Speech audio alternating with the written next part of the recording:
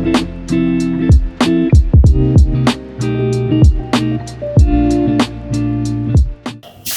Sobat JKN, kembali lagi di channel kita Info JKN Tasikmalaya bersama saya, Hema.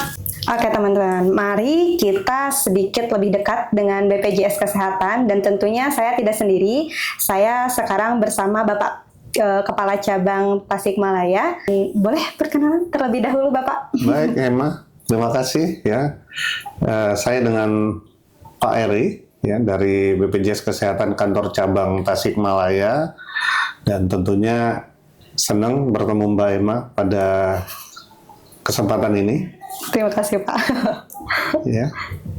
Nah lalu tentu ada hal-hal yang memang ingin saya sampaikan ya, bahwasanya saya sudah berkiprah di BPJS Kesehatan ini sejak awal ya di PT Askes. Dan tentu sekarang BPJS Kesehatan sudah 28 tahun. Ya. Udah lama berarti apa ya, 28 tahun. Berarti udah tahu nih seluk-beluk BPJS dari awal Askes sampai sekarang ya Pak ya.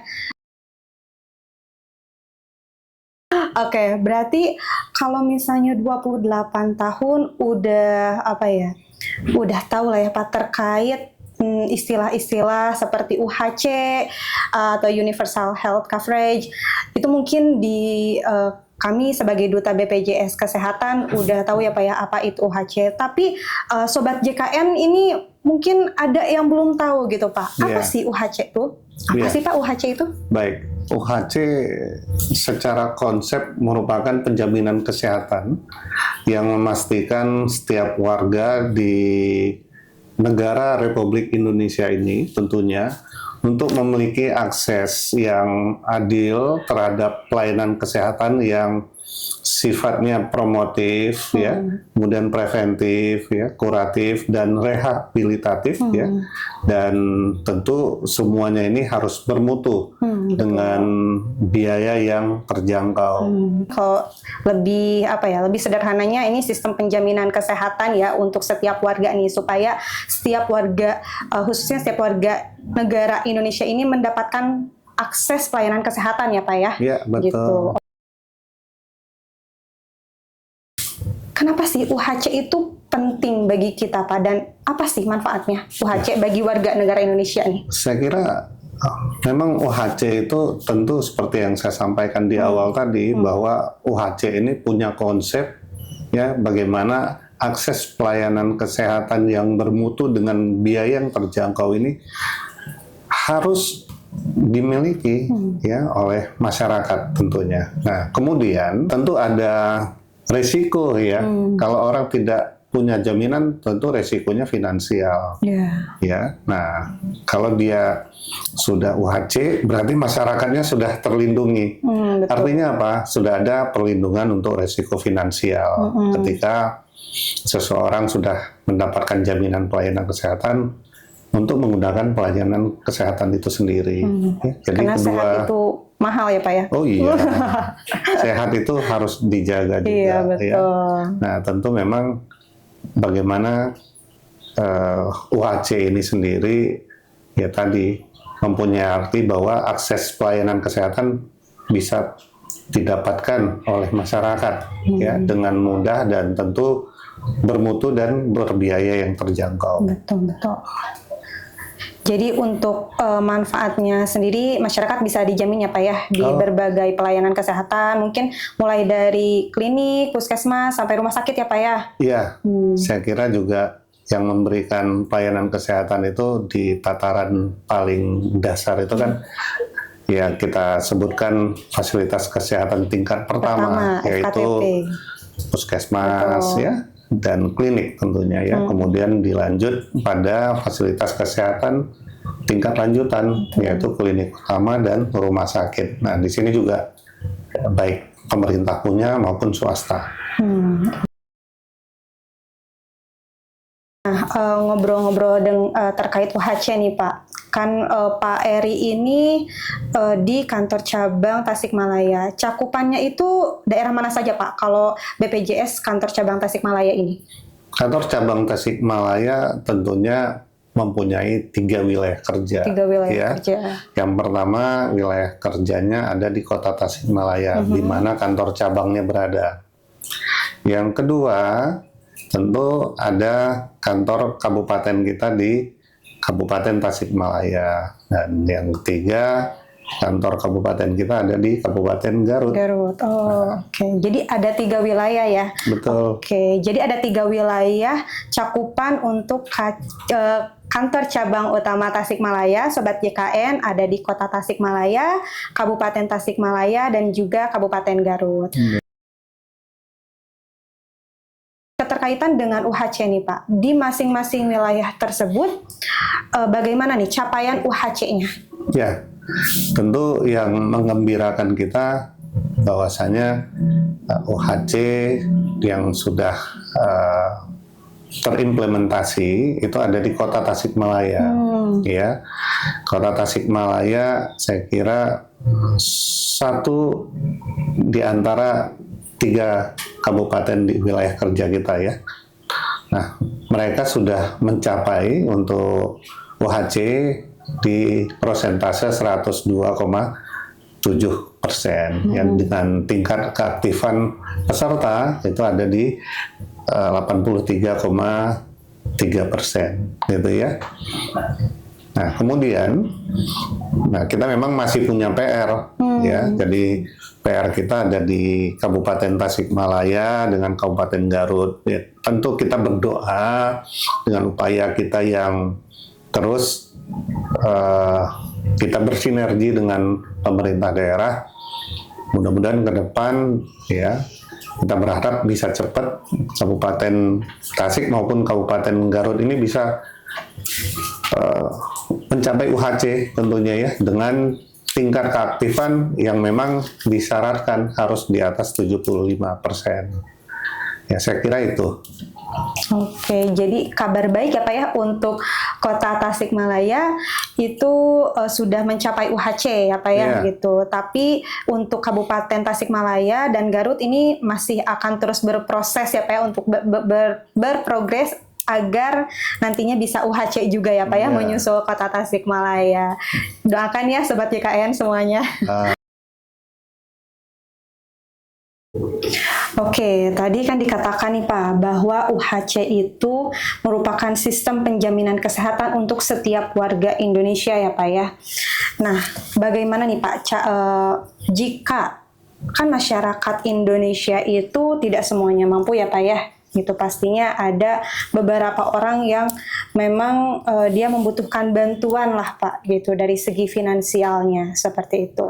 Nah, untuk masyarakat nih yang kurang mampu atau yang tidak mampu ini, ada gak sih Pak cara untuk bisa mendaftarkan dirinya di program UHC ini, khususnya di wilayah kerja KC Tasikmalaya ini? Iya, tentunya memang ada cara ya, atau kalau bahasa organisasinya tata kelolanya ya, bagaimana masyarakat yang tidak mampu mendapatkan program di dalam jaminan kesehatan nasional ini.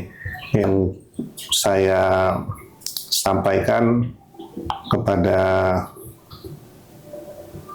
teman-teman ya di dalam acara ini ya, saya kira Pemda sudah hadir ya di dalam program jaminan kesehatan ini, baik yang sudah UHC maupun yang belum mencapai UHC ya.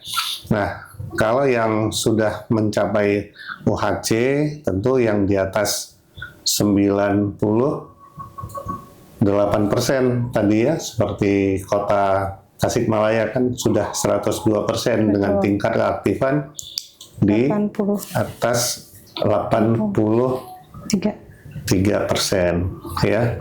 Nah, jadi bagaimana caranya ya? Yang pertama memang masyarakat miskin itu harus didaftarkan oleh dinas ya. Jadi dalam hal ini dinas kesehatan. Nah, karena memang sumber dananya ada di APBD ya. Nah, dari yang didaftarkan tadi oleh Dinas Kesehatan atas rekomendasi Dinas Sosial, ya. Tentunya Dinas Kesehatan mengusulkan kepada BPJS Kesehatan, ya, untuk didaftarkan, ya. Nah, kemudahan yang didapat atau diperoleh ketika suatu daerah sudah UHC seperti kota, ya, sudah di atas 102% untuk capaian pesertaannya, ya, dengan keaktifannya sudah di atas 80%, ya. Saya kira kemudahannya apa ketika mereka mendaftar, ya, atau didaftarkan, saat itu juga bisa aktif, ya. Nah, tanpa menunggu yang memang kalau boleh dikatakan sangat mudah lah kalau untuk yang sudah UHC, ya. Nah, yang belum, tentunya yang masih di bawah 75% dengan tingkat keaktifannya, ya, tadi 75% dengan capaian pesertaannya masih di bawah 95%, nah itu masih harus menunggu, ya, ketika dia mendaftar berarti bulan depan baru aktif. Saya kira itu perbedaan-perbedaannya. Oke, baik. Jadi seperti itu ya, Sobat JKN semuanya. Jadi tidak perlu khawatir nih. Mungkin ini menjadi apa ya, good news ya, kabar baik untuk wilayah Kota Tasikmalaya yang sudah UHC. Jadi Sobat JKN tidak perlu khawatir jika memang merasa tidak mampu, silakan mengajukan diri gitu ya Pak ya ke dinas sosial setempat dan nantinya akan diusulkan gitu ke BPJS Kesehatan, dan di hari itu juga ketika udah ada usulan dari dinas sosial maupun dinas kesehatan itu akan langsung aktif gitu. Namun mungkin perbedaannya dengan yang non UHC ada daftar tunggunya dulu mungkin ya Pak ya yang non UHC, seperti itu. Dengan adanya UHC ini, harapan Bapak ke depannya apa sih Pak? Iya, saya kira yang pertama yang sudah UHC dengan keaktifan di atas 75% tentu harus mempertahankan itu. Kenapa? Karena tadi masyarakat harus betul-betul dijamin di dalam program JKN. Dan artinya yang lainnya seperti apa? Keterlibatan pemerintah baik pusat maupun daerah sudah dirasakan oleh masyarakat. Nah, berikutnya saya kira kita juga harus bersinergi dengan fasilitas kesehatan, ya, baik tingkat pertama maupun tingkat lanjutan. Artinya Vaskes ini merupakan ekosistem di dalam program JKN, gitu ya. Saya selalu mengistilahkan kalau tidak ada Vaskes yang mendukung, berarti program JKN ini tidak jalan, ya. Saya kira bagaimana sekarang kita berpikir ke depan akses pelayanan kesehatan kepada masyarakat bisa dengan mudah untuk didapatkan oleh masyarakat yang tentunya harus bermutu, nyaman dan berkualitas tentunya. Saya kira itu. Oke, baik Sobat JKN semuanya. Mungkin itu ya Pak ya terkait UHC dan juga harapan kedepannya untuk wilayah-wilayah yang udah UHC maupun yang masih berjuang untuk UHC ya Pak ya gitu. Oke Sobat JKN, terima kasih banyak sudah menonton kami dan terima kasih banyak juga kepada sama-sama. Pak Eri sudah bersedia ya sebagai narasumber di podcast pertama kita. Dan jangan lupa untuk di-subscribe ya channel Info JKN Tasikmalaya dan juga boleh di-share konten kita supaya bisa manfaatnya, pengetahuannya juga bisa bermanfaat bagi semuanya. Sekian dulu dari kami. See you.